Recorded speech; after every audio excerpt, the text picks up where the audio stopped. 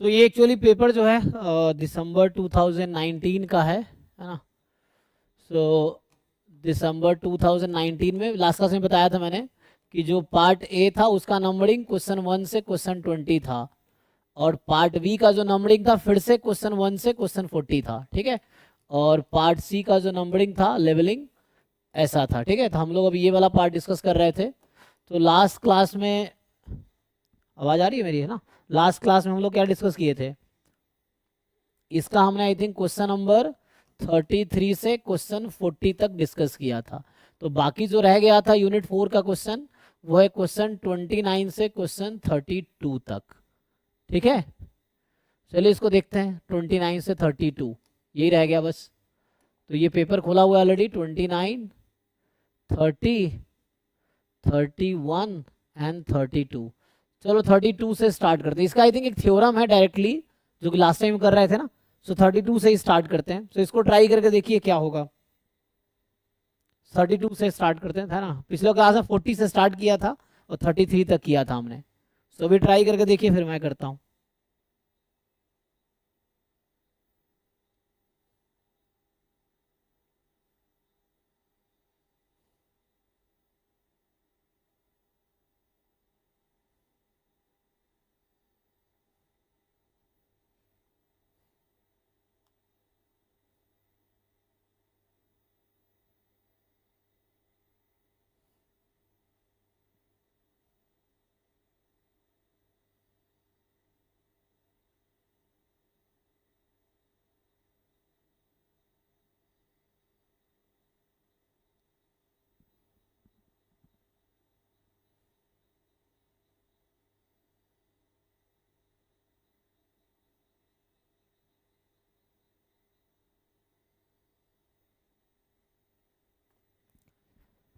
कुछ समझ आ रहा है जी? देखिए, सो एक्चुअली यहाँ पे ना मेन जो की पॉइंट है वो ये है आपके पास।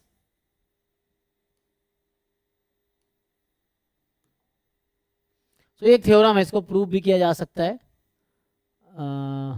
चलो इसको भी हटाओ।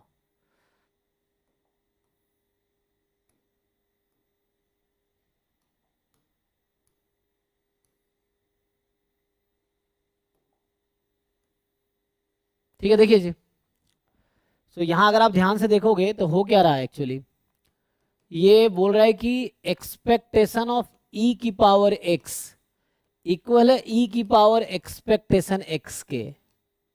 तो क्वेश्चन ऐसा कब होगा, ये एक्चुअली रिजल्ट है डायरेक्टली। दोनों इक्वल कब हो सकता है, इसका मतलब ये हुआ। सो दिस इज रिजल्ट। मैं सीधा सीधा थ्योरम लिखा देता हूँ, एक बुक में देखा था मैंने अभी। सो ये थ्योरम होगा, प्रूव भी कर सकते हैं इसको, नहीं तो आप प्रूव करके देखो ऐसा होता है। सो ये कहता है कि देन जो x होगा, x इज डीजेनरेट। x क्या होगा? Degenerate random variable. x degenerate random variable होगा।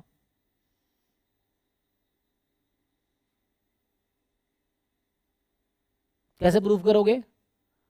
तो अगर हम mgf के ट्राई करें, है ना, तो mgf क्या होगा इसका?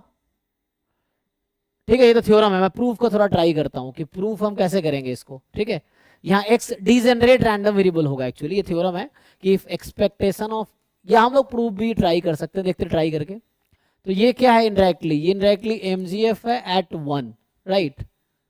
और ये है e की पावर म्यू, ऐसा हो जा रहा है। सो mgf जब हमने 1 रखा तो e की पावर म्यू हो गया, ऐसा कुछ है। So now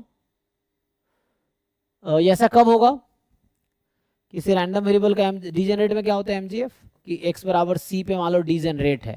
let's say x is, मैं जैसे एक आइडिया लेना चाह रहा हूँ, ये थ्योरम है जिसका प्रूफ कोशिश कर रहे हैं। सो डीजेनरेट एट c, तो इसका क्या मतलब होता है? So if and only if probability of x at c is 1, तो इसका जो mgf आता है एक्सपेक्टेशन ऑफ e की पावर tx, सो e की पावर tc हो जाएगी, राइट। तो ये आएगी एक्चुअली। और यहाँ पे आपको पता होगा कि जो c है एक्चुअली एक्सपेक्टेशन ऑफ x निकालोगे, यही c है। तो मतलब म्यू जो है वो c के इक्वल आएगा, ठीक है। So expectation of X C ही आएगा, ठीक है, E of C is mu. तो इसका मतलब ऐसा तब होगा जब एक्स डीजेनरेट होगा, ठीक है। सो ये तो ठीक हमें समझ आ रहा है कि M G F at T E की पावर म्यू टी होता है, कब, जब ये, क्योंकि इसको हम ई की पावर म्यू टी भी लिख सकते हैं, ठीक है, तब होगा जब ये डीजेनरेट रैंडम वेरिएबल होगा, तो ये इसको सेटिस्फाई करेगा, है ना। तो इस तरह से कुछ है, तो कुछ इस तरह से आइडिया आएगा। Anyway, so this result is if expectation of E की power X is E raise to power, इसका प्रूफ, ये एक प्रूफ प्रॉपर नहीं है, बस एक आइडिया में ले रहा था कैसे आया होगा, but it's not a proper proof, लिखना पड़ेगा उसके लिए। So if this happen then X is degenerate. Degenerate होने का क्या मतलब है कि एक ही पॉइंट पे पूरा मास है, तो एक ही पॉइंट पे पूरा मास है, इसका मतलब है कि x is degenerate at some point, है ना। x is a constant random variable, ये मतलब हुआ ना कि x एक कांस्टेंट रैंडम वेरिएबल है। So x is like a constant, x किसी पॉइंट पे कांस्टेंट होगा, और ये है। तो इसके केस में क्या होगा, अब ट्राई कीजिए, इससे क्या हो सकता है। So x is more than equal to 0, almost sure दी, नहीं नेगेटिव भी हो सकता है x, कोई दिक्कत नहीं, ये तो ऐसे ही आउट हो गया, है ना। This c can be negative, so कोई दिक्कत नहीं है। वेरिएंस नॉन जीरो होगा, आपको पता है ना, x is degenerate if and only if variance of x is zero, only degenerate random variable has variance zero, है ना। सो वेरिएंस तो जीरो ही होगा, तो ये भी आउट हो गया, जी सही बता रहे हैं ना, कि अगर x तो वेरिएंस जीरो ही हो जाएगा क्योंकि डीजेनरेट है, तो सो x डीजेनरेट है, वेरिएंस जीरो हो गया, ये भी आउट हो गया। तो अब इन दोनों में से एक आपको देखना है, और अगर सिंगल पॉइंट है, x कांस्टेंट है, तो कह रहा है कि for all a belongs to r, ये कह रहा है for all a belongs to r। तो अगर मैं ऐसा करूं कि a जो है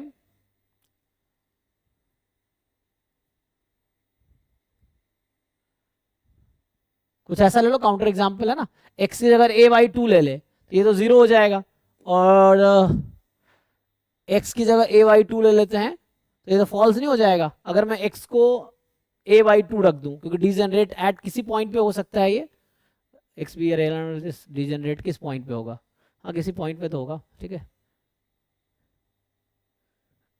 देख लो ए और बी, ये तो आई थिंक इजिली आ जाएगा, यहाँ से अगर हम ई एक्स क्यूब निकालेंगे तो ये तो डीजेनरेट है, तो सी क्यूब इंटू 1, तो ये सी क्यूब आ जाएगा, और ई एक्स सी आ जाएगा, तो ये कि ई एक्स का होल क्यूब आ गया। ओके, तो यही सही हो गया फिर तो ये गलत हो जाएगा किसी काउंटर एग्जाम, क्योंकि सिंगल करेक्ट है ना, तो बी सही हो जाएगा। एक बार देख लो, कोई डाउट है तो बताओ इसमें।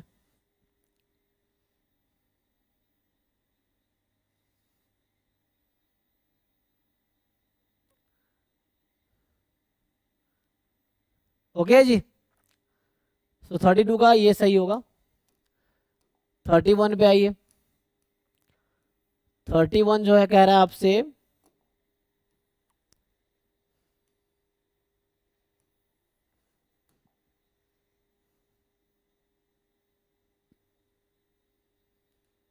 ठीक है, इसको ट्राई कीजिए। x1 x2 be random sample of size 2 from uniform 0 theta, defined m maximum of x1 x2। अच्छा, so what is the confidence coefficient of the confidence interval? okay, तो इसका मतलब ये आपसे पूछना चाह रहा है क्या प्रोबेबिलिटी है theta between 3/7m to 2m, ये पूछना चाह रहा है। m क्या है, मैक्सिमम x1 x2 का, तो जो कि कहीं ना कहीं आप टोटल लिख सकते हो, m मतलब m कहीं ना कहीं I, you can second order statistics, ठीक है। So m is a second order statistics.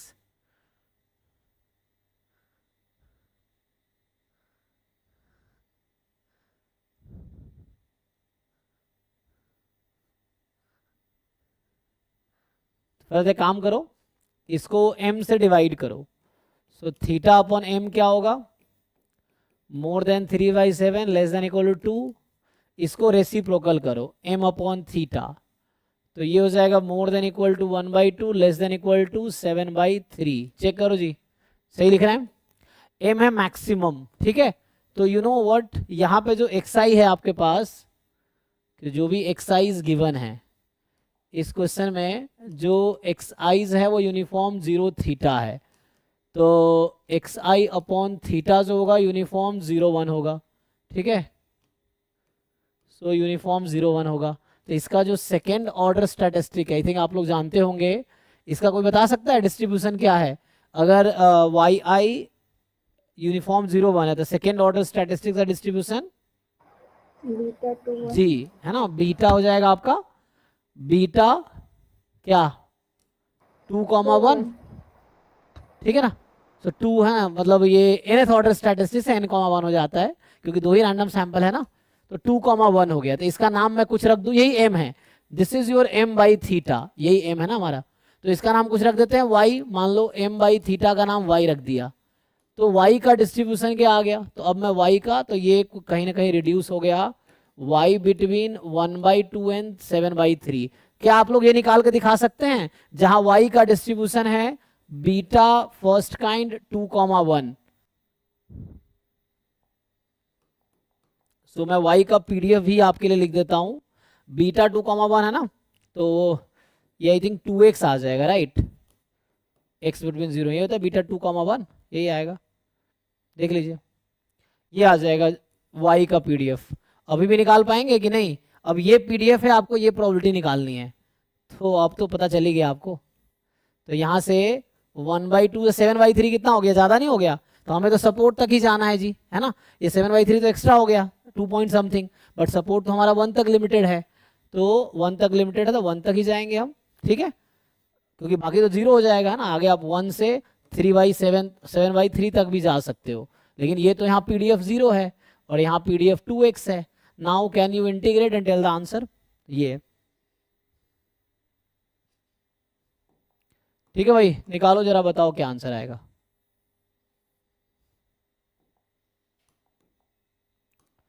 So upper limit में है ना 2x का x स्क्वायर 1 - 1/4 3/4 आना चाहिए, चेक कर लीजिए जी सब लोग, किसी को डाउट हो तो बताइए।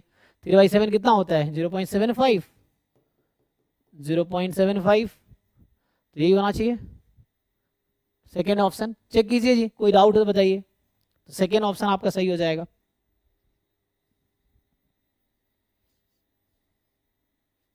ओके, नाउ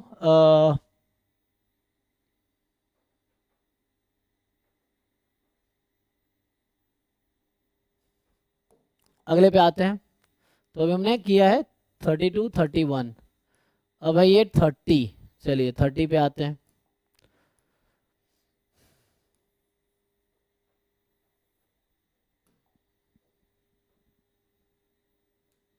चलिए पढ़िए और ट्राई कीजिए। तो ये क्वेश्चन कह रहा है कि let x1 y1 x2 y2 xn yn be generated as follows.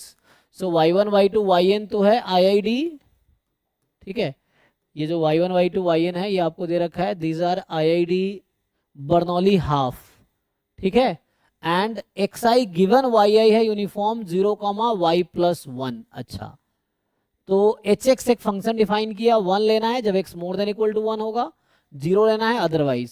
So which of the following is a correct linear regression model for mx, मतलब yi given xi, in the sense that the true mx is obtained for some values of parameters alpha naught, alpha 1, alpha 2 for all x. So can you find expectation of yi, है ना, तो आपको दे रखा है yi as Bernoulli half, ठीक है, तो इसका मतलब हो गया कि probability yi is 1 with probability half, probability yi is 0 with probability half, ठीक है, तो ये आपको गिवन है, and xi given yi is, this is uniform 0, y+1। Okay, तो यहां से हम लोग x का वो निकाल सकते हैं, x का PMF निकाल सकते हैं।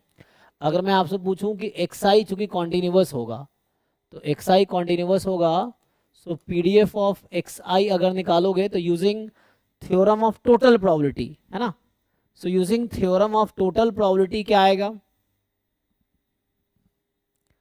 Can you find? तो यहाँ yi गिवन है ना, तो summation probability yi is equal to y into PDF of xi given yi, ठीक है, ये आ जाएगा। अब जरा इसको सॉल्व कर लीजिए आप लोग, तो इससे x का PDF आ जाएगा, ठीक है। So if you can, summation में क्यों ले रहा हूं, क्योंकि y हमारा डिस्क्रीट है, राइट, इसीलिए, क्योंकि y पे समेशन होगा, क्योंकि x में आंसर चाहिए, तो पुट कीजिए जी।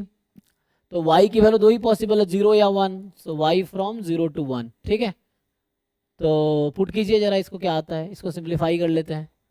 तो इसको अगर फर्दर हम कंटिन्यू करें, तो यहाँ से मैं निकाल रहा हूँ PMF of PDF of XI, क्योंकि एक्सआई कॉन्टिन्यूअस है, एक्सआई कॉन्टिन्यूअस है, वाई आई डिस्क्रीट है, ठीक है। सो देखिए, तो ये आपको क्या मिलेगा, एक बार 0 रख दो, एक बार 1 रख दो, यही ना, या पहले पुट करना, पहले पुट कर लो, मर्जी है आपकी, ठीक है ना। तो ये पहले हाफ हो जाएगा, अगर हम 0 रख दे तो हाफ हो जाएगा, और इसका पीडीएफ है 1/y+1, राइट, तो 0 रख देंगे तो 1/1 हो जाएगा, फिर हाफ जब 1 रखेंगे तो 1 पे 1/1+1 तो 2 हो जाएगी। सो कहने का मतलब ये हो गया 1/2 + 1/4, है ना। सो क्या 3/4। अब आपको देखना होगा xi की लिमिट क्या होगी। सो what is the limit of xi, तो 0 to y+1 था, xi गिवन yi था ना। तो जब x 0 से 1 में है तो अलग होगा क्या, अच्छा ऐसा लिखना पड़ेगा शायद मुझे,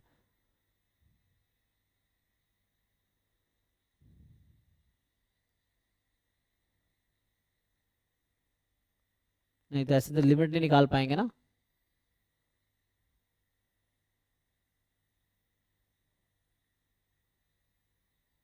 तो हमें चाहिए था xi yi गिवन xi ना, हमें चाहिए yi गिवन xi, तो ज्वाइंट निकालना पड़ेगा इसके लिए। सही, मैं ज्वाइंट निकाल रहा था कि मार्जिन निकाल रहा था, एक मिनट को, यहाँ से हम लोग क्या कर रहे थे, हाँ xi का मार्जिन, ज्वाइंट कैसे आता, उसको मल्टीप्लाई कर दो उससे।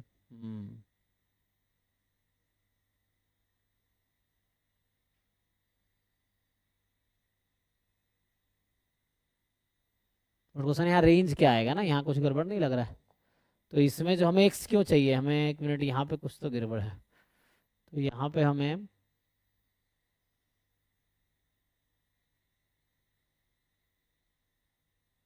एक तो एक डिस्क्रीट है, कॉन्टिन्यूअस है ना, तो ज्वाइंट लिखोगे भी तो 1/y+1 एंड देन y की अलग अलग वैल्यू के लिए होगी।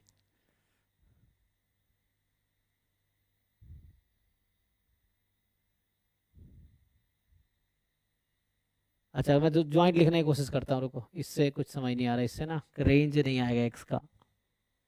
एक बार x 0 से 1 में है, एक बार x 0 से 2 में है, तो क्या कंसिडर करेंगे आप,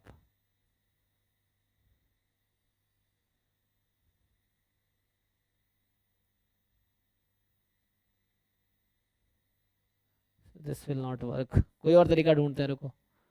सो इसको अभी रहने दो, हमें चाहिए, हमें क्या चाहिए, देखो हमें चाहिए expectation of,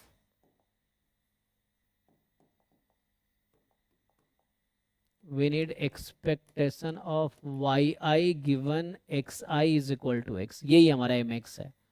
so this we need, तो ये जरा कैलकुलेट करने की कोशिश कीजिए क्या x के टर्म में आएगा ये, है ना। तो मैं जो ज्वाइंट की बात कर रहा था,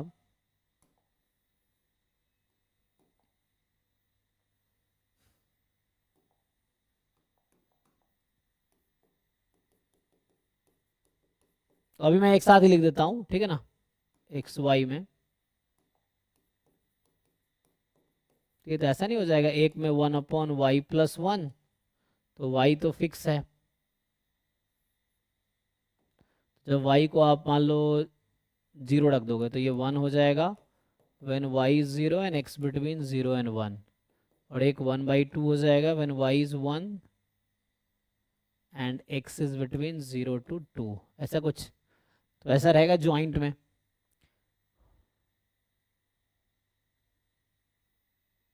अब निकालो जरा आप e of yi given xi, तो x के फंक्शन में आएगा ना ये।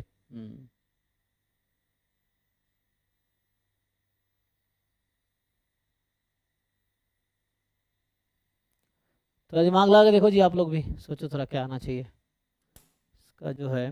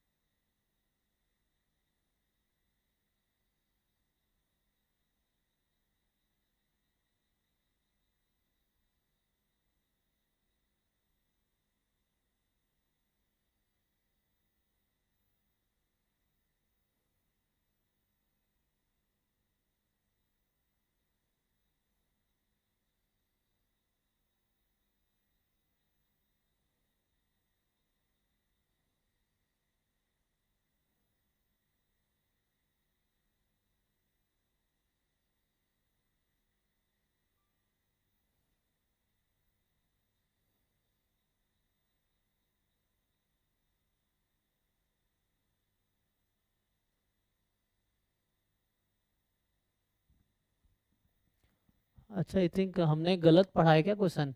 बर्नौली हाफ अच्छा है ना, ठीक है।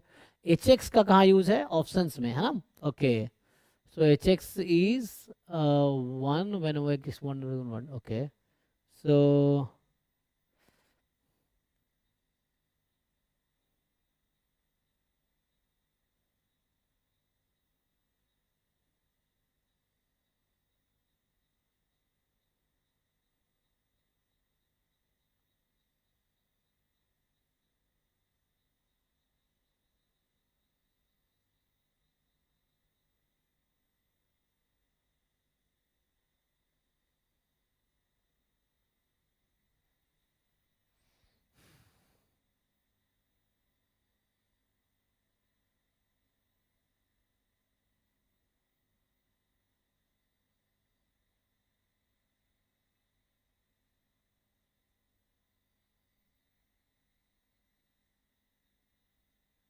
y के तो यहाँ दो ही वैल्यू है ना, y कैन टेक वैल्यू 1 और 0।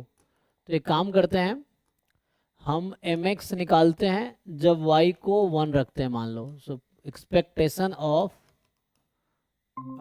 Y I is equal to 1 given X I is X, ये क्या आएगा। एंड जब y को 0 रख देंगे so expectation of Y I is 0 when X I is X. ये निकालिए जरा अलग अलग, इसे निकाल पाएंगे तो कुछ आ जाएगा इससे। एक्सपेक्टेशन है ना, अच्छा एक्सपेक्टेशन है, तो एक मिनट एक्सपेक्टेशन में एक मिनट तो इसमें एक्सपेक्टेशन प्रोबेबिलिटी में कन्वर्ट हो जाएगी ना, तो expectation will convert into probability. Okay तो यहाँ पे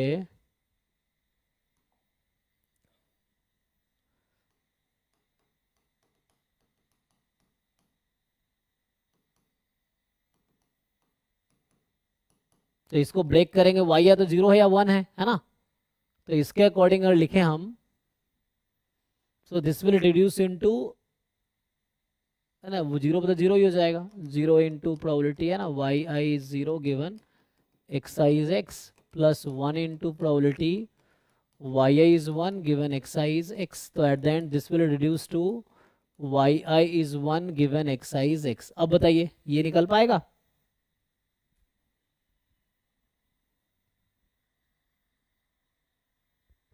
ठीक है, Y I is 1 given X I is x.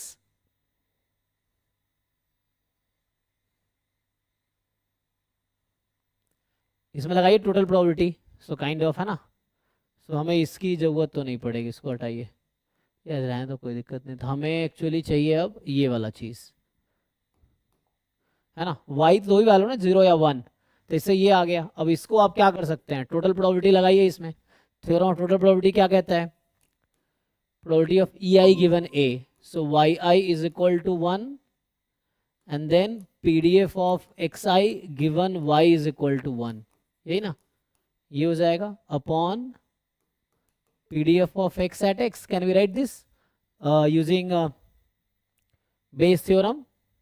पहले टोटल प्रोबेबिलिटी लगा रहा था, सो बेस ये probability of E I given A, probability of E I into A given E I upon probability of E. ठीक है, सो अब इसको जरा ओपन कीजिए क्या आता है। So if you open this, so Y is equal to 1 तो हाफ था, and X I given Y I think given था। तो इसका पीडीएफ है, वाई आई 1 रख देंगे तो 1 के अकॉर्डिंग 1/2 हो जाएगी। सो 1 + 1 2 and upon PDF of x. तो एक्स का पीडीएफ क्या होगा, सो एक्स का पीडीएफ निकालो।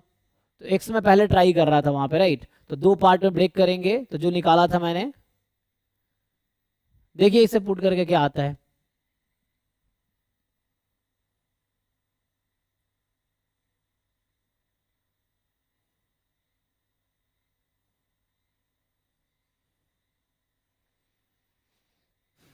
पीडीएफ ऑफ एक्स आई जो पहले मैं लिख रहा था वैसे कुछ होगा ना। सो पीडीएफ ऑफ एक्स जो मैं ट्राई कर रहा था, इट वाज प्रोबेबिलिटी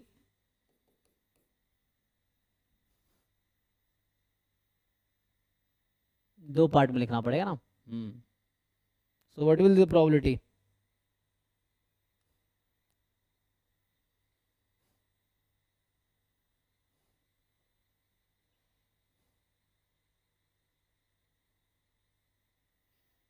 ठीक है, तो हमने दो पार्ट में निकाला था, यही था probability y is equal to 1 into F of X given y is 1 plus probability y is equal to 0 F of X given y is 0। ठीक है, इससे अगर करेंगे तो क्या आएगा? इसको दो पार्ट में लिखना पड़ेगा, right? You just try this. जो पहले मैं लिखा था, तो when x is between 0 and 1, मान लीजिए ऐसा है, और x इज बिटवीन 1 एंड 2, इस पे ट्राई करते हैं। क्योंकि x क्या हो सकता है? x तो आपका था यूनिफॉर्म 0 टू y प्लस 1, तो y 0 है तो 0 से 1 में होगा xi, y जब 1 है तो xi 0 से 2 होगा। तो हमने दो पार्ट में ब्रेक कर दिया। तो 0 से 1 वाले केस में क्या होगा? व्हेन y इज बिटवीन 0 से 1, तो दोनों इंक्लूडेड होगा। अच्छा, इसीलिए उस समय पूरा नहीं आया था। तो ये होगा हाफ इंटू, जो y को 1 रखेंगे हाफ, और y को 0 रखेंगे, तो यहाँ तो हाफ होगा लेकिन वहाँ 1/1 हो जाएगा, तो जो कि आ जाएगा 3/4। ये पहले हमने निकाला था ये, ठीक है। और जब 1 से 2 है, तो 1 से 2 है तो यहाँ पे हाफ और 1 रख देंगे, तो 1 रखेंगे, यूनिफॉर्म y से y प्लस 1 ही था ना, ये यूनिफॉर्म 0 से y प्लस 1 ना, ठीक है। सो इसका निकालिए क्या होना चाहिए?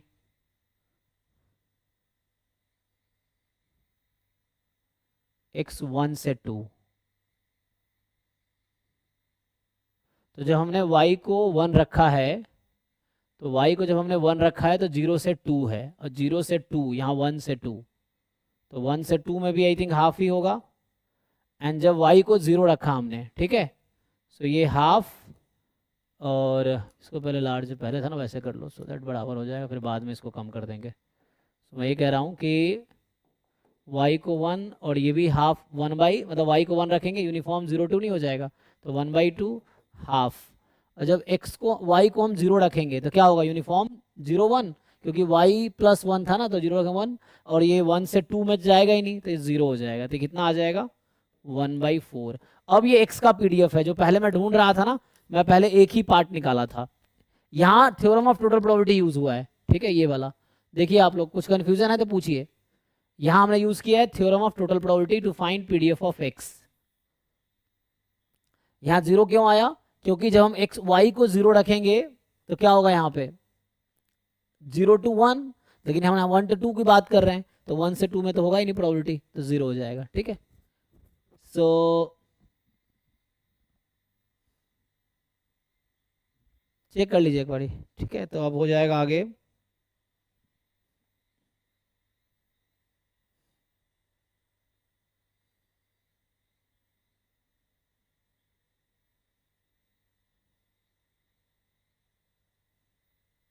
तो यहाँ पुट कीजिए, यहाँ क्या पुट करेंगे? दो पार्ट में निकालना पड़ेगा इसको। सो एक काम करते हैं, सो अभी हम इसको यहाँ लिख देते हैं। सो हमने ये पार्ट अभी फाइंड किया है,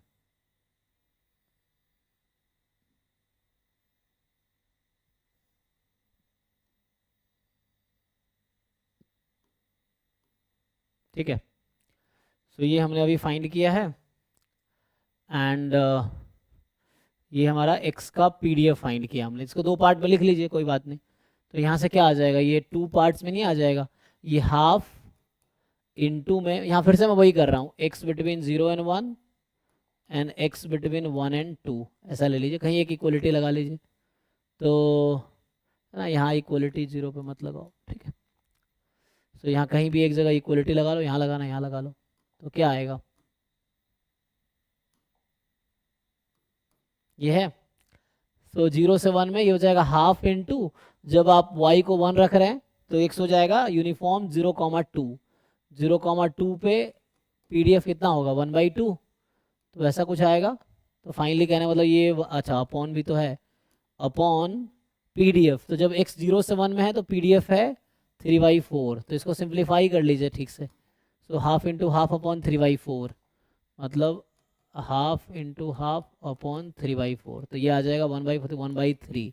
और इसमें ऐसे ही इसका करते हैं, जब 1 से 2 में है तो ये तो 1 से 2 में है x, तो y बराबर 1 तो हाफ होगा, और जब x 1 से 2 में है तो y को 1 रखेंगे तो यूनिफॉर्म 0 2 हो जाएगा। तो यूनिफॉर्म 0 2 हो जाएगा, तो यहाँ तो मुझे लगता है कोई दिक्कत नहीं आएगा न्यूमरेटर में, देख लीजिए। और डिनोमिनेटर में दिक्कत आएगा, 1 से 2 में यहाँ 1/4 हो जाएगा, तो ये तो 1 आ गया, चेक कर लीजिए। तो ये आपका कुछ वैसा आ गया।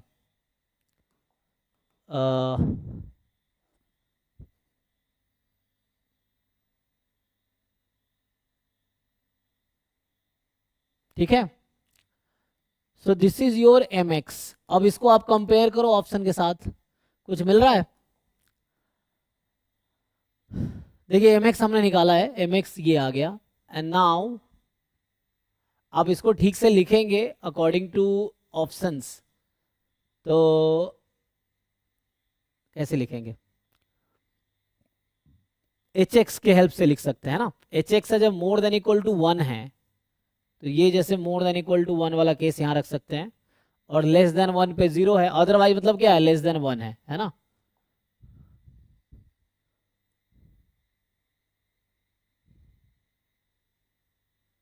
तो इसको हम लिख सकते हैं, देखिए, so we can write this as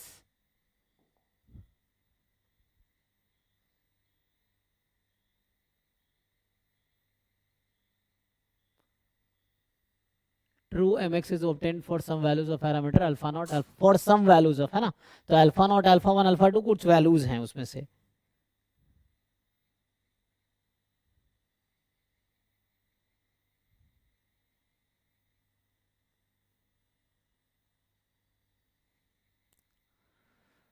तो इसको हम ऐसा लिख सकते हैं ना, दो पार्ट में ब्रेक अगर आप करेंगे। अच्छा एच एक्स हमारा था ये ऐसा, देखिए एच एक्स को अगर मैं देखे हूँ तो एच एक्स दिया था मुझे 1 व्हेन एक्स मोर देन 1 है ना, मोर देन इक्वल टू 1, और ये लेस देन 1 होगा। सो 1 माइनस एच एक्स क्या हो जाएगा, 0 when X more than equal to 1 and 1 when X less than 1। तो इसके टर्म्स में कुछ हम लिख सकते हैं क्या इसको, देखिए ये बोलना चाह रहा हूँ कि एम एक्स को हम ऐसा कुछ लिख सकते हैं क्या। सो एम एक्स है 1/3 over this interval, 1 over this interval, तो क्या हम इसको ऐसा लिख सकते हैं 1/3 into 1 minus H X plus 1 into H X, check कीजिए। अब इसको लिख के देखिए क्या यही आएगा। अगर मैं 1 माइनस एच एक्स करूँगा, इसको 1/3 से मल्टीप्लाई करता हूँ तो लेस देन 1 पे 1/3 होगा, यही है यहाँ पे, और इसको मैं 1 से मल्टीप्लाई करूँगा तो यही है, ये मोर देन 1 ही तो है, तो ऐसा हो गया। So M X is this type. इसको जरा सिंप्लीफाई कीजिए कितना आता है, तो इसको सिंप्लीफाई करेंगे तो यहाँ से -1/3 एच एक्स प्लस 1, सो मतलब ये आएगा 1/3 -1/3 प्लस 1, 2/3 ना, सो 2/3 एच एक्स आ गया ऐसा कुछ। तो इसका क्या मतलब है, कौन सा ऑप्शन हो सकता है, 3 या 4?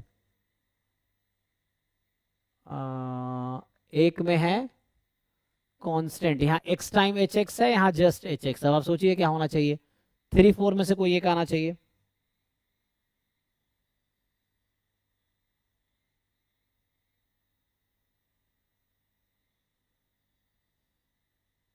तो क्वाड्रेटिक वाला तो आउट हो जाएगा ना, क्वाड्रेटिक कौन सा है, अच्छा सेकंड वाला।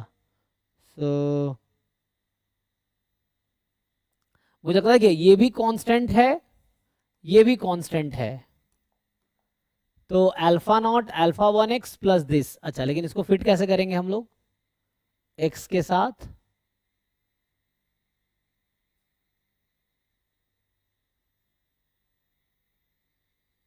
हम्म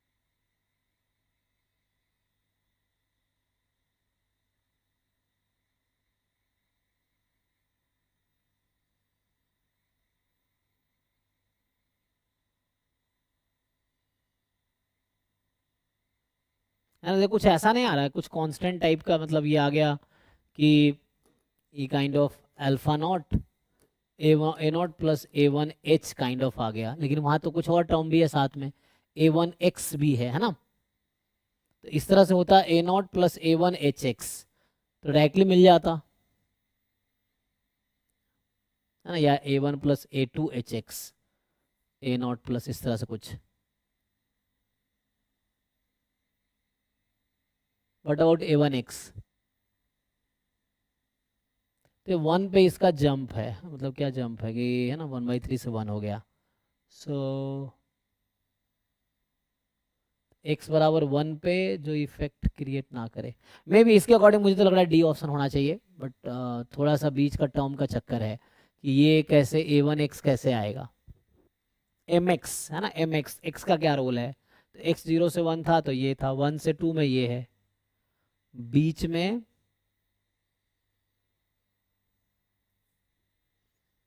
देखो इसमें कुछ क्या कैलकुलेशन मिस्टेक क्या है।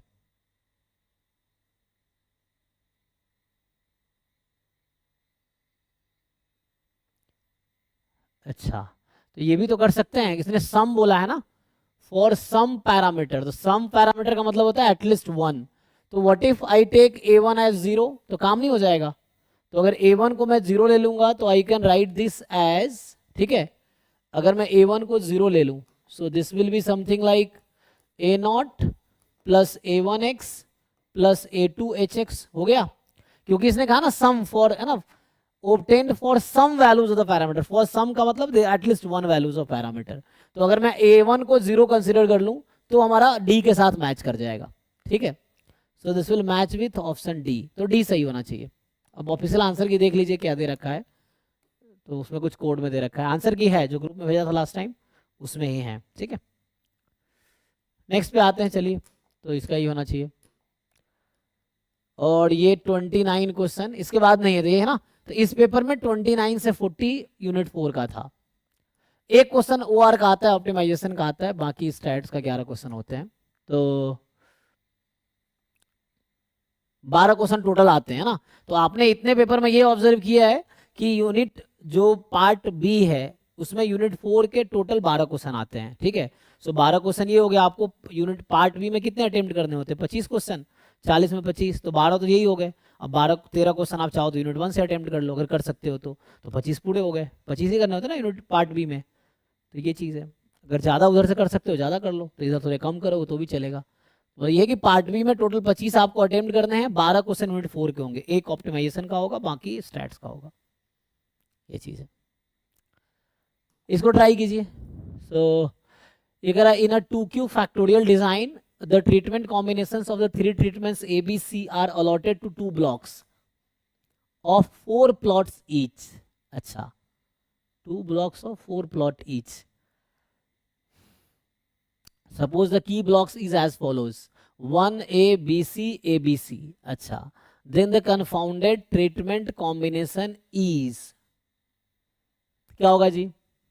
तो इसमें लास्ट टाइम एक और क्वेश्चन हमने किया था कुछ क्लास पहले, उसमें क्या होता था कि जैसे है ना ये 1 है, ये ए है, ये बी सी है और ये ए बी सी है, तो इसमें आप देखो कि मेनली ऑप्शंस वाले का है ना, A B C, A B, A C, B C, A B C, इसका साइन ऑब्जर्व करो क्या होगा।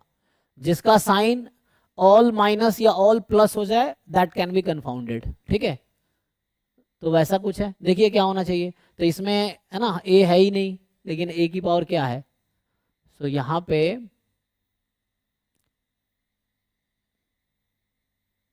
वन में क्या साइन लेंगे एबीसी का, प्लस या माइनस, है ना, दो टू बोलेंगे लेवल्स, प्लस या माइनस।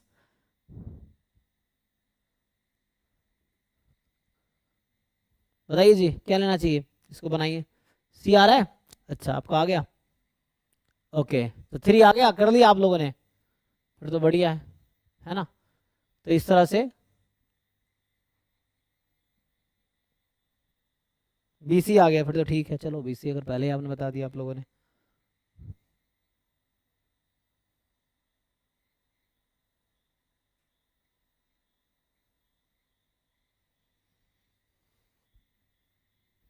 ओके है ना, जैसे है ना, यहाँ मान लो बी इसमें नहीं है -1 और इसमें नहीं है -1, यहाँ नहीं है -1 फिर बी सी में +1 है ना, यहाँ ए बी सी में बी है सी है, तो ऐसा कुछ देखो किसमें आ जाएगा। तो अब जो बी सी कह रहे हो तो बी सी का देखेंगे तो +1 ये सारे प्लस हो गया, तो ऐसा कुछ हो जाएगा देखो, ठीक है ना। ओके,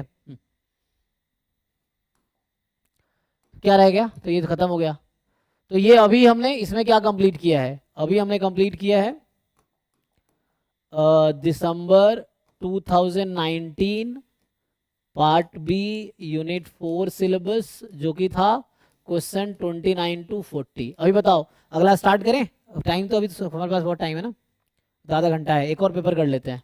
तो अभी हम लोग है ना दिसंबर हम लोग स्टार्ट किए थे जून 2015 से, अभी हमने दिसंबर 2019 का किया है। अभी मैं ओपन करता हूँ जून 2020 वाला, ठीक है, ये स्टार्ट करते हैं, इसका भी करेंगे पार्ट बी यूनिट 4। एक बार सबका यूनिट 4 निपटा ले, फिर हम यूनिट मतलब फिर यूनिट, हाँ उस पे पार्ट बी निपटा ले, फिर पार्ट सी पे आएंगे, ठीक है। तो 27 दिसंबर को भी है ना, इसका 2019 में, 27 2019 में 27 दिसंबर। नहीं, मुझे समझ नहीं आया क्या बोलना चाहिए, जोर से बोले थोड़ा। जून में ये जनवरी दिसंबर में 2019 में 15 दिसंबर हुआ था और एक 27 दिसंबर हुआ था। अच्छा, 2 पेपर हुए थे, ओ अच्छा ठीक है, तो हम लोग डाउनलोड करते हैं ना, देखिए यहाँ पे 1 मिनट। तो ये कौन सा वाला पेपर था देख लीजिए आप। तो हम लोग ये जो 15 दिसंबर वाला है। ठीक है, तो एक डाउनलोड यहाँ से जाते हैं, तो इनका पेपर था ना हमारे पास जो है, चलो यहाँ डाउनलोड करते हैं। 2 पेपर थे आप ये कह रहे हैं ना, 2 बार हुए थे, यही कह रहे हैं ना। तो हम लोग अभी हाँ ये जी सर, ठीक है, तो हम लोग आई थिंक ये वाला डिस्कस किए, ऊपर वाला डिस्कस किए, राइट। 15 दिसंबर वाला डिस्कस किया है हमने। ठीक है, इसको डाउनलोड करके देखते हैं, पता चल जाएगा अभी। ठीक है, बढ़िया कि आपने बता दिया। तो ये है 27 दिसंबर वाला, ठीक है ना, ये बाकी है। ओके, चलिए इसको ट्राई करते हैं।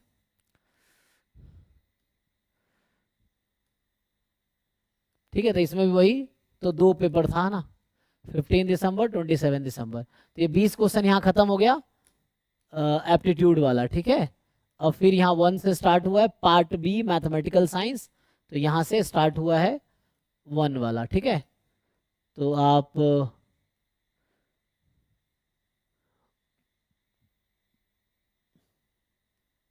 तो हम लोग तो 29 से स्टार्ट होगा हमारा इस पेपर में भी। चलिए इसमें ट्राई करके देखते हैं, देखिए यहाँ से स्टार्ट करते हैं। तो इसमें भी वही होगा ना, तो अभी हम लोग अभी जो देख रहे थे, तो ये हमने 2 बार इसमें एग्जाम हुआ है, तो अभी जो 15 दिसंबर को और एक 27 दिसंबर को, ठीक है, तो ये हम अभी डिस्कस कर रहे हैं, ठीक है। तो चलिए, तो अभी हम ये अगले क्लास में करेंगे, तो अभी हम डिस्कस कर रहे हैं वही दिसंबर 2019 वाला ही, जो कि 27 दिसंबर को हुआ था। ओके, चलिए यहाँ से स्टार्ट करते हैं, पढ़िए। तो ये तो पोस्टेरियर ट्रायल वाला आ गया ना। x1 x2 be IID random variable from an exponential distribution with mean 1 by theta. Suppose that the prior distribution of theta is exponential with mean 1. The base estimator of theta with respect to square error loss function निकालिए जी। So try करके देखो, है ना, कुछ theorems हैं direct आ जाते हैं, theorem नहीं है तो आप फिर डिराइव कर सकते हैं। तो इसको ट्राई करके देखते हैं, क्योंकि मैं कह रहा हूँ जो पीवाई को आपने बहुत अच्छे से 2-3 बार कर लिया ना, तो एग्जाम के सारे क्वेश्चन आपसे होंगे, क्योंकि ऐसे ही क्वेश्चन आएगा, इन्हीं कॉन्सेप्ट पे आएगा और सिमिलर लेवल के आएगा।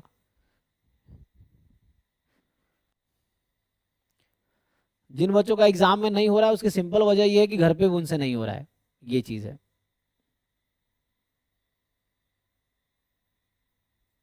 ट्राई करके बताइए क्या आंसर होना चाहिए इसका।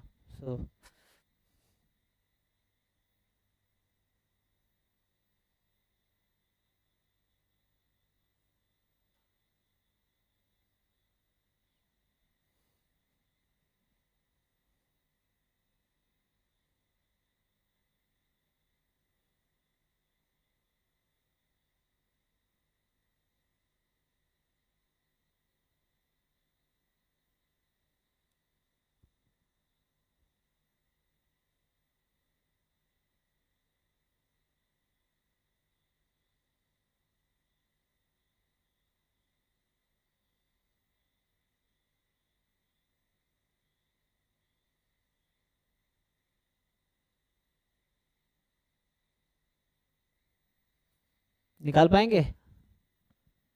तो इसमें क्या है, अगर हम देखें इसमें कि हमसे बोला गया है कि जो थीटा का x1 x2 पहले ना, तो x1 x2 का लाइक्लीहुड फंक्शन लिख लेते हैं ना। सो joint PDF of x1 x2 अगर आप लिखेंगे तो ये क्या है, एक्सपोनेंशियल विथ मीन 1/थीटा, मीन 1/थीटा है ना। सो मीन 1/थीटा और रेट थीटा है। सो ये हो जाएगा थीटा स्क्वायर e की पावर -2 थीटा। देख लीजिए जी, ठीक है, x1 more then 0, x2 more than 0, ठीक है, ये तो ज्वाइंट हो गया x1 x2 का। अब हमारे पास क्या है, suppose that the prior distribution of theta exponential with mean 1 है। ये सही लिखा है, x1 x2 मिस नहीं हो गया, यहाँ लिखने में गलती नहीं हो गई। सो ये होता थीटा e की पावर -x1 + x2 थीटा, ये होता ना जी, थीटा e की पावर -x थीटा, ये बनता ना। हाँ, अब प्रायर जो दे रखा है थीटा का पीडीएफ, मैं सीधा थीटा में लेता हूँ। सो ये है एक्सपोनेंशियल विथ मीन 1, तो ये हो जाएगा जहाँ थीटा मोर देन 0 है। तो अगर हम देखें कि ज्वाइंट क्या है x1 x2 और थीटा का, ये देख लेते हैं जी। तो ये प्रोडक्ट हो जाएगा अभी। तो ये आ जाएगा आपके पास, यहाँ थीटा स्क्वायर था, थीटा स्क्वायर e की पावर -x1 + x2 + 1 थीटा, यही है। ये तो ज्वाइंट आ गया। पोस्टेरियर चाहिए मुझे, तो मुझे चाहिए PDF of theta given x1 x2, यही है जी। तो क्या आएगा ये,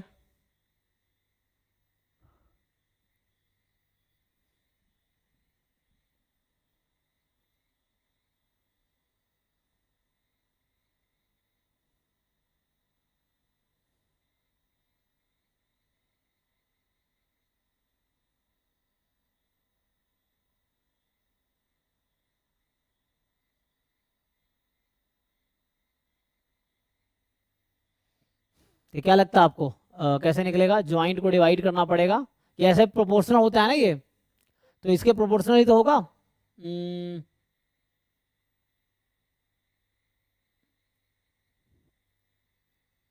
उतना निकालने की जरूरत ही नहीं है यहाँ से, आप सीधा सीधा बोल सकते हैं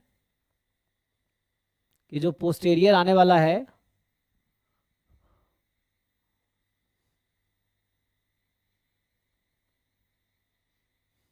मतलब अगर वैसे पूरा डेरिवेशन करेंगे तो आ जाएगा थीटा स्क्वायर e की power -x1 + x2 + 1 theta upon integration, है ना, इसको थीटा के रिस्पेक्ट में इंटीग्रेट करना पड़ेगा, ये ना जी। थीटा का रेंज क्या था, 0 से इन्फिनिटी, ये समझ पा रहे हैं, यही होगा। ज्वाइंट अपॉन x1 x2 का मार्जिनल, तो जो कि थीटा के रेस्पेक्ट में इंटीग्रेट हो जाएगा। यहाँ तक ठीक है। अब आप इसको अगर, ये तो कोई कांस्टेंट ही आना है ना, किसके टर्म में आएगा, x1 x2 के टर्म में आएगा। तो ये तो सिंपली यहाँ से समझ आ रहा है हमें कि ये जो डिस्ट्रीब्यूशन आना है थीटा गिवन x1 x2 का, ये कहीं ना कहीं प्रोपोर्शनल आना है इसके, ठीक है। ये कोई कांस्टेंट आएगा x1 x2 में, तो हमें सिंपली यहाँ से समझ आ रहा है, इसको देख के ये बता सकते हैं कौन सा डिस्ट्रीब्यूशन आएगा। ये जो है ये कौन सा डिस्ट्रीब्यूशन बना रहा है, अगर वैसे देखें आप तो ये कहीं ना कहीं गामा नहीं लग रहा है, थीटा की पावर α-1 e की पावर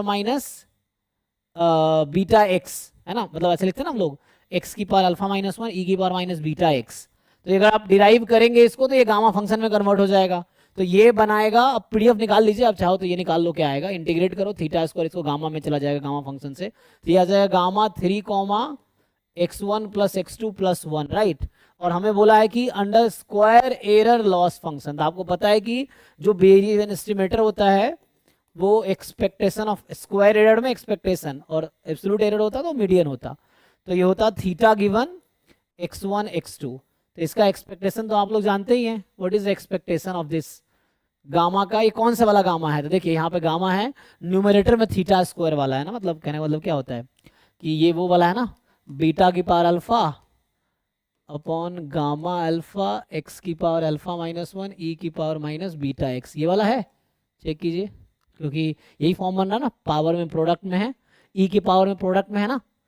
तो जो अल्फा की जगह 3 था हमारे क्वेश्चन में, और बीटा की जगह x1 + x2 + 1 था, तो e कितना आ जाएगा, तो इसका एक्सपेक्टेशन जो आना है चलिए तो अब तो आ गया।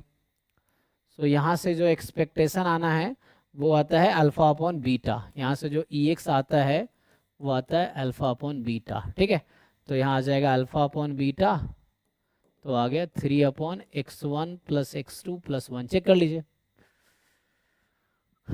ये आना चाहिए थर्ड ऑप्शन। कुछ डाउट है तो पूछिए, थर्ड ऑप्शन आना चाहिए। ओके है, कुछ क्वेरी है बताइए।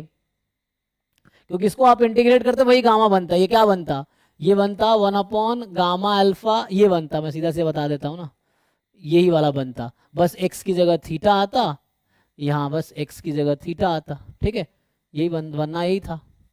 ये बनेगा, देखिए बस इंटीग्रेट करेंगे ये उसी में कन्वर्ट हो जाएगा। गामा अल्फा, अल्फा की जगह 3 आएगा, बीटा की जगह ये आता। ओके, तो बस नेक्स्ट देखिए 29 के बाद 30। 30 हमने कुछ दिन पहले भी इस तरह क्वेश्चन किए थे अभी रिसेंटली। सो ये कह रहा है कि आपको 30 कि n x1 x2 xn x3 be the independent random variable, n is a Poisson lambda, xk is a normal। अच्छा, तो यहाँ जो इन्फॉर्मेशन आपको दे रहा है वो कुछ ऐसा है कि xi जो है, ठीक है जी, तो xi's आर ना नॉर्मल। अच्छा xk लिखा है, चलो xk कर देते हैं। xk is normal k comma k square, ठीक, एंड n अलग से पॉइसन लैम्बडा है। So what is then the variance of xn + 1 क्या होगा, ये पूछ रहा है कि वेरिएंस ऑफ xn + 1 क्या होगा। तो आपको फॉर्मूला याद होगा, ये वाला, कौन सा वाला, variance of y is equal to expectation of variance of y given x plus variance of expectation of y given x, ये लगा लीजिए। ठीक है, एक्स वाई के टर्म में ये बता रहा हूँ, तो वहाँ पे आप x की जगह n समझना, तो यहाँ पे आएगा expectation of variance of xn + 1 given n plus variance of expectation of xn + 1 given n। अब ये लगा लीजिए, तो यहाँ से जब आप अप्लाई करेंगे तो आपको मिलेगा variance of this, n constant हो गया अब। ठीक है, सो n आपका कांस्टेंट हो गया है। सो n कांस्टेंट हो गया तो x फिक्स हो गया, तो x इनमें से ही आ गया। तो एक्सपेक्टेशन, अब इसका वेरिएंस लिखना है, तो वेरिएंस कितना है k स्क्वायर, तो ये आ जाएगा n + 1 स्क्वायर। n गिवन है ना, तो n फिक्स हो गया, तो xn + 1 xk टाइप का हो गया, जहाँ k की जगह पे n + 1 है, जो कि अब रैंडम वेरिएबल ना होके कांस्टेंट है बिकॉज ऑफ गिवन कंडीशन। तो ये आ गया प्लस, अब यहाँ है वेरिएंस एक्सपेक्टेशन, फिर n फिक्स हो गया, तो इसका एक्सपेक्टेशन k है, तो ये आ गया n + 1। अब आप सॉल्व कर लेंगे, आपको n दे रखा है पॉइसन लैम्बडा, तो निकालिए। तो अब ये n, अब n रैंडम वेरिएबल है, ये सिंगल में आ गया, तो अब n रैंडम वेरिएबल है, वहां जब गिवन था तो कांस्टेंट बन गया था, अभी n रैंडम वेरिएबल है। तो इसको आप खोल लीजिए, है ना।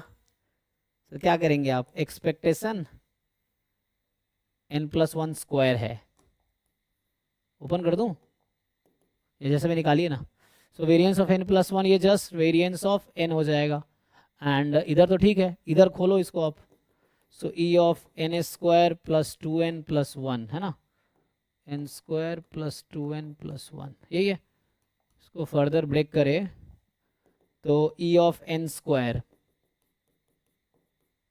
2 time e of n lambda होगा +1, और वेरिएंस ऑफ n लैम्बडा ही होगा, बस e n स्क्वायर देख लो। तो e n स्क्वायर क्या होता है, variance plus mean square. So variance plus mean square plus 2 lambda plus 1 plus lambda, तो फाइनल कितना हो गया, lambda square, lambda 2 lambda lambda 4 lambda plus 1। Check कर लीजिए, सही किया कैलकुलेशन मैंने। ये कुछ आ गया lambda square plus 4 lambda plus 1। ठीक है, तो फोर्थ ऑप्शन मेरे हिसाब से आना चाहिए। चेक कर लीजिए आप लोग, कुछ क्वेरी है तो पूछिए, कुछ कंफ्यूजन है तो।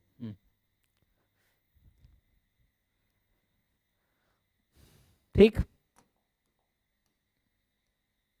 नेक्स्ट आपका है 31। देखिए 31 ये एक्चुअली ऑप्टिमाइजेशन का है क्या, देखते हैं।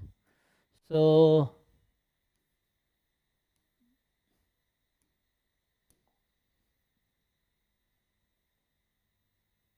कंसीडर द सेट ऑफ, ये कह रहा है consider the set omega of all four tuples x1 x2 x3 x4 of integer such that each xi is non negative. Sum इसका 90 है, ठीक है। ये एक उसका क्वेश्चन है, कॉम्बिनेटोरिक्स का बोले या permutation combination kind of. So sum 4 number का 90 है, नॉन नेगेटिव है। कह रहा है if a point is selected uniformly at random from omega, the conditional probability that x1 is more than 1 given that x3 is more than equal to 44 and x4 is more than equal to 44 equal। अच्छा समझ रहे हैं क्या पूछ रहा है? ये पूछ रहा है कि what is the probability of x1 more than equal to 1 given x3 more than equal to 44 and x4 more than equal to 44, इस तरह से कुछ कह रहा है। तो और हमें ये पता है, इसका सॉल्यूशन आपको जानना पड़ेगा कि कैसे सॉल्व होता है ये इस तरह की चीज़ें। So x1 more than equal to 1 intersection x3 more than equal to 44 intersection x4 more than equal to 44, यही है। And upon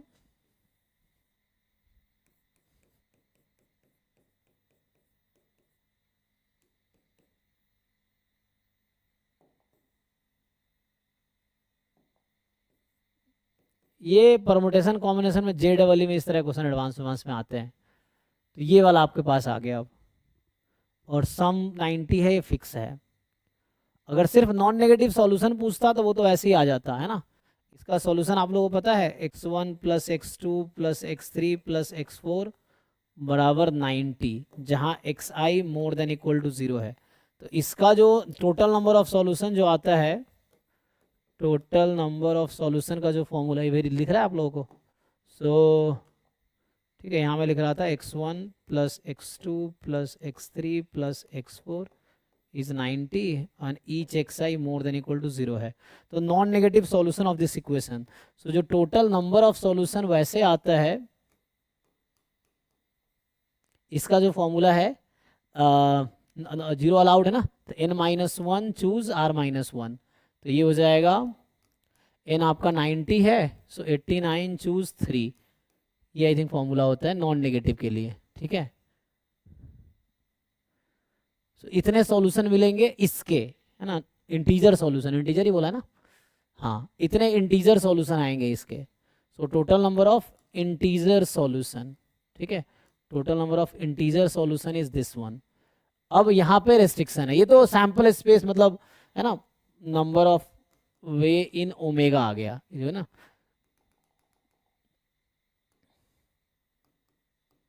number of element in omega है ये। अब आपको निकालना है ई गिवन एफ का, तो इसमें रेस्ट्रिक्शन से कुछ इफेक्ट पड़ेगा, क्या पड़ेगा अब ये देखना पड़ेगा हमें कि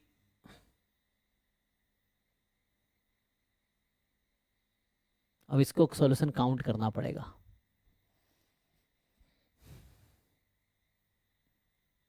कीजिए सॉल्यूशन काउंट कीजिए कितने होंगे, तो पूछा क्या है, ऑप्शंस हैं।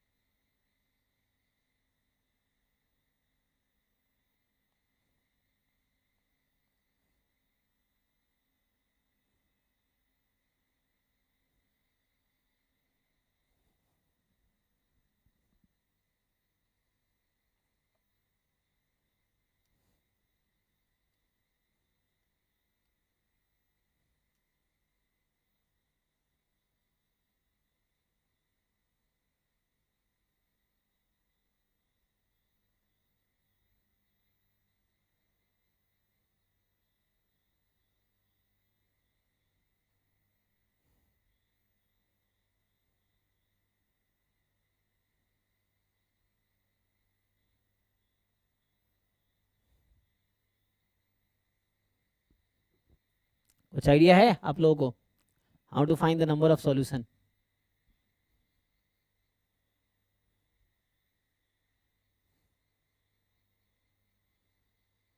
अरे यूनिफॉर्मली चूज कर रहे हैं इंटीजर, नहीं तो ईच xi हो सकता है ना। ऐसे xi का रेंज जो अगर आप देखेंगे, so xi can not exceed each x I, जैसे x1 की वैल्यू क्या हो सकती है, uniformly it can take value 0 1 2 up to 90, है ना, क्योंकि बाकी 0 हो जाएगा तो 90 तक जा सकता है, लेकिन रेस्ट्रिक्शन है, तो ये each x i can take value 0 to 90 only, 90 ज़्यादा तो नहीं ले सकते, लेकिन विथ दिस रेस्ट्रिक्शन। तो इसका तो मैंने बता दिया कि सॉल्यूशन ये आ गया। अब मेन हमें न्यूमरेटर और डिनोमिनेटर का चाहिए होगा कि नंबर ऑफ फेवरेबल आउटकम, तो उससे काम हो जाएगा।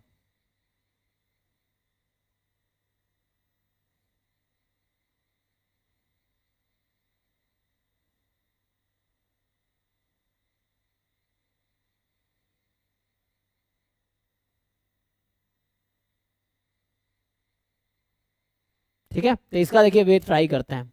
तो पहले डिनोमिनेटर का ट्राई करते हैं। ठीक है, मान लो एफ इवेंट है हमारा x3 more than equal to 44 and x4 more than equal to 44।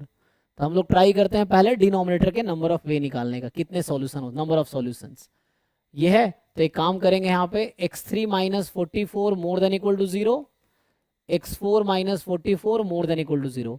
तो एक नया वेरिएबल ले लेता हूँ y3 नाम देते हैं x3 माइनस 44 का, और y4 नाम रख देते हैं x4 माइनस 44 का। अब इसी इक्वेशन को हम रिड्यूस करते हैं। ठीक है, तो एक मिनट है ना, तो हमारा इक्वेशन क्या रिड्यूस हो जाएगा, तो यहाँ से x3 की वैल्यू जब आप इसको लिखोगे x1 x2 x3 plus x4 is 90, तो इसको अगर आप y3 y4 में लाओ, ठीक है, x1 plus x2 plus y3 plus y4, तो ये कब बनेगा, जब दोनों तरफ 44 44 दो बार घटाएंगे, तो मतलब ये आ गया 2। तो ये इक्वेशन अब ऐसा बन गया। ठीक है, अब इसके नंबर ऑफ सॉल्यूशंस आप काउंट कीजिए। तो इंटीजर तो उसको भी होना है ना, तो ये भी नेगेटिव तो हो नहीं सकता ना, नेगेटिव हो सकता है y3,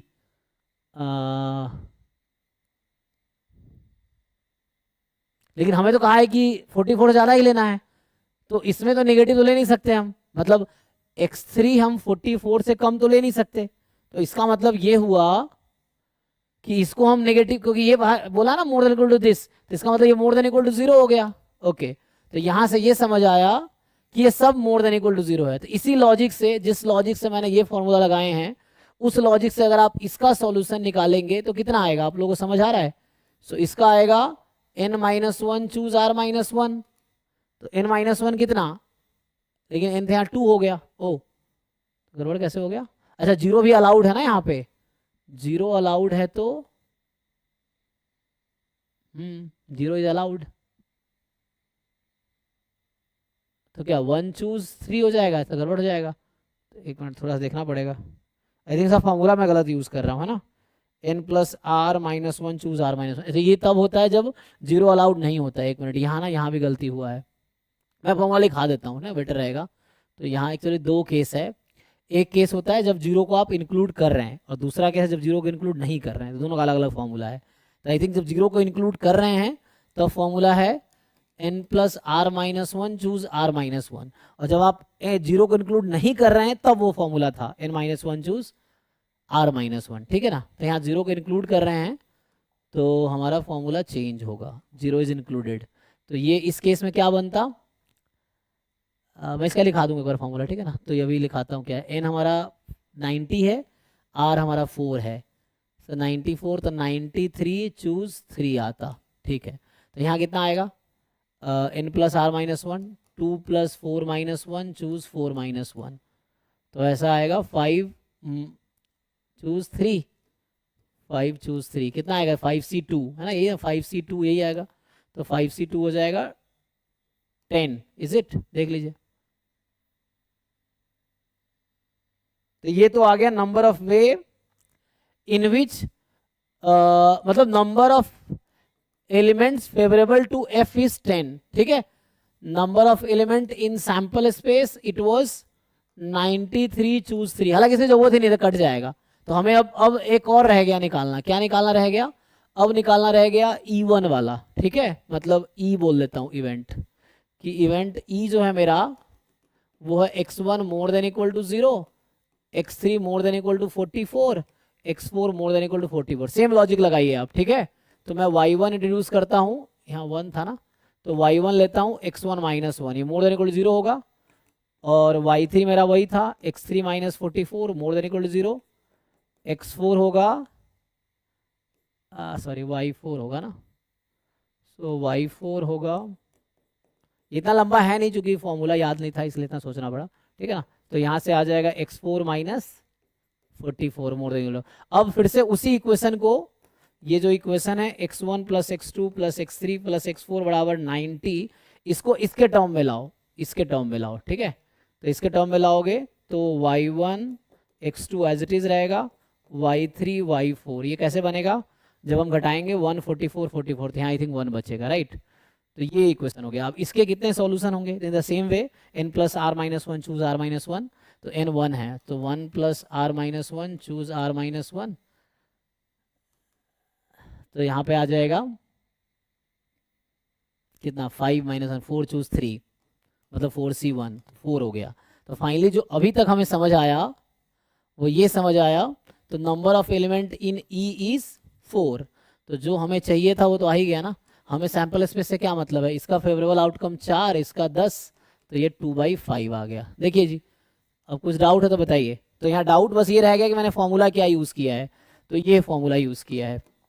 ये जब आपके पास होता है x1 plus x2 plus xr is equal to n, जहाँ xi's आर इंटीजर।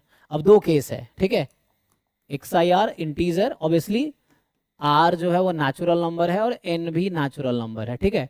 तो पहला केस होता है कि नंबर ऑफ इंटीजर सॉल्यूशन, तो इंटीजर में कौन सा, पॉजिटिव या नॉन नेगेटिव, तो वही लिख रहा था, अभी हमें नॉन नेगेटिव चाहिए था, number of non negative solution. इसका मतलब हो गया कि xi more than equal to 0, तो ये बनेगा n plus r minus 1 choose r में, जो हमने अभी यूज किया है। और दूसरा फॉर्मूला है कि number of positive solution, positive integer है ना, इंटीजर पहले ही बोल चुका हूं मैं, ठीक है। यहाँ पे non negative integer, positive integer solution, तो यहाँ पे ये है कि xi स्ट्रिक्टली मोर देन 0 होगा, ठीक है, 0 अलाउड नहीं है, तो यहाँ आता है n-1 चूज r-1, ठीक है। तो पहले मैंने ये यूज कर लिया था, चेक कर लो एक बार आप लोग।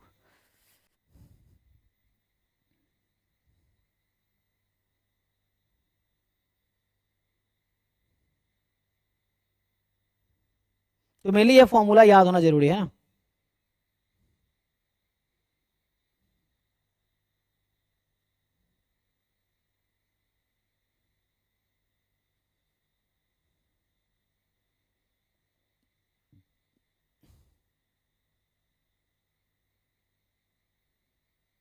ओके, नेक्स्ट ट्राई कीजिए। तो ये हमने अभी कौन से क्वेश्चन किए हैं, क्वेश्चन नंबर 31, ठीक है ना। हमने स्टार्ट किया अभी 29 से, 29 किया, 30 किया, 31 किया, 32 पे आइए, ये है 32। ये थियोरेटिकल क्वेश्चन है, ये तो ट्राई करके बताइए क्या है, ये जस्ट थियोरेटिकल है।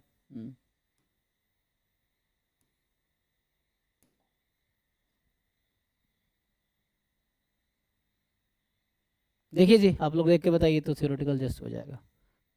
टाइम हो गया ऐसे तो।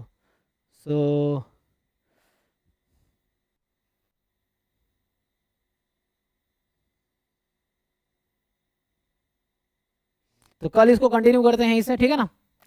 ये तो जस्ट आपका है ना, वो है कि थ्योरम है, तो अभी यहीं स्टॉप करते हैं, कल इसको हम करते हैं। अभी हमने क्या किया है, तो आज हमने दिसंबर 2019 के दो पेपर, जैसे आप लोगों ने बताए 15 दिसंबर 2019 को हुआ था एक वो, और एक 27 दिसंबर 2019 को हुआ था, ठीक है। इसमें हमने बाकी क्वेश्चन किए, तो इसमें 29 से 40 कंप्लीट हो गया, और इसमें आज हमने 29 से 31 तक किया है। कल करेंगे इसी में 32 से 40 तक, ठीक है जी। तो अभी के लिए थैंक यू। हाँ, कुछ पूछना है किसी को?